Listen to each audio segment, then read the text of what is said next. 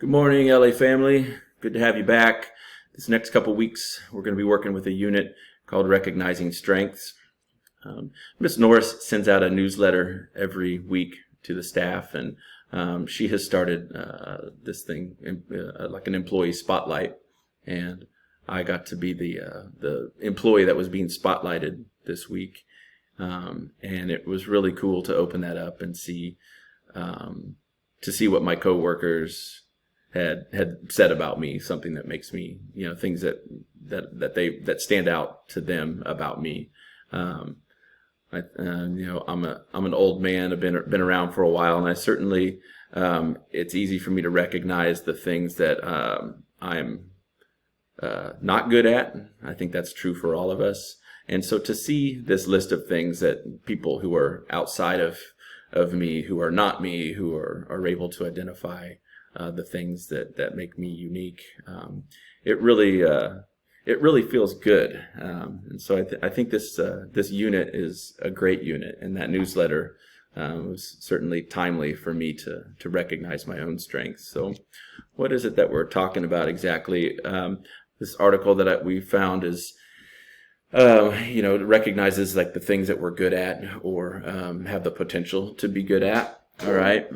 I also like that that it's something that you're energized by doing it. It makes you feel good to do that thing.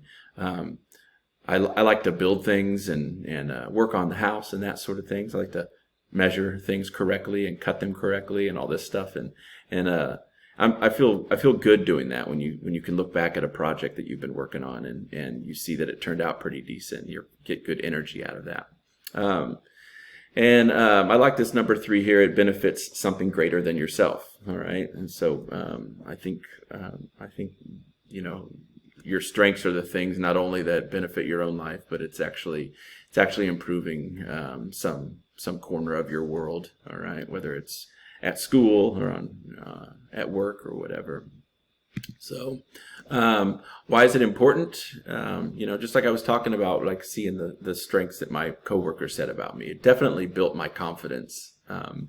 It's easy to recognize the things that I'm not good at. And so, certainly when I saw that list of things, it makes me feel confident. And it's like, yeah, I am getting some of these things right. I think it also helps you focus on how you should participate on a team. You don't want to dive in and do something that you're not good at. If you're not good at doing spreadsheets to compile data, then you should probably let Mr. Brinkmeyer do that. He's pretty good at spreadsheets.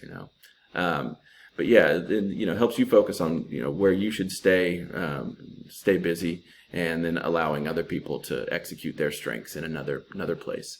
And in doing so, it encourages you to accept the strengths and weaknesses of others, right? You know what you're good and bad at, and it helps you to be more sympathetic towards what other people are good and bad at. It helps the team function more efficiently. So there's this parable about a fish. A parable is like a short, simple story that helps to illustrate a lesson, okay? So there's this wise old fish, and he sees 2 young fish swimming through the water. And as he passes them, he says, "Oh, the water feels great today." And one of the young fish kind of looks confused, and he says, "What the heck is water?" Right? And you can kind of just like let that story sit with you for a second. You wonder what the point is, right? But that story always suggests to me that there's things that are so normal and everyday to us that we can't see them. We don't even see them as being different from anything else. All right. So we all come into this life, and you guys being adolescents now, you've all had these very unique upbringings. You've had different household situations, and your experience with school has been different for everybody. And here you are, you've wound up being a 14, 15, 16, 17, 18-year-old, however old you are, and you're just here, and you're a big pile of nature and nurture, how you were born and how you've been raised and all that, and you're a product of this thing now, and you've turned out some kind of unique way. But what's unique about you now that you aren't recognizing. And I think this is particularly true about recognizing your own strengths. Okay, so think about that. So, and teachers, you can hit pause maybe to keep these up here after I'm done. But think of something, someone that you admire. Okay, name something that. Go away. No. Think of someone you admire and name something about them that you admire.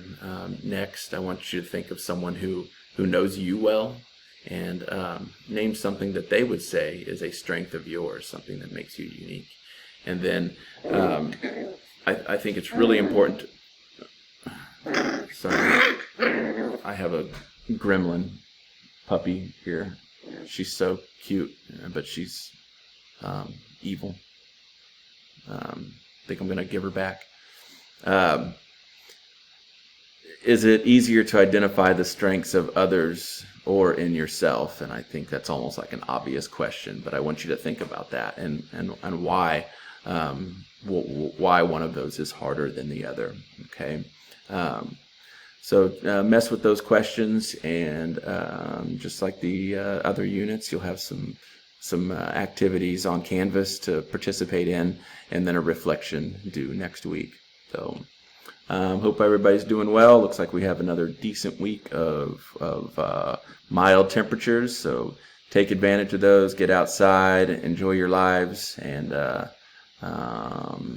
yeah, I think I'm going to be there on Wednesday, and so if you guys want to come hang out, I should be there.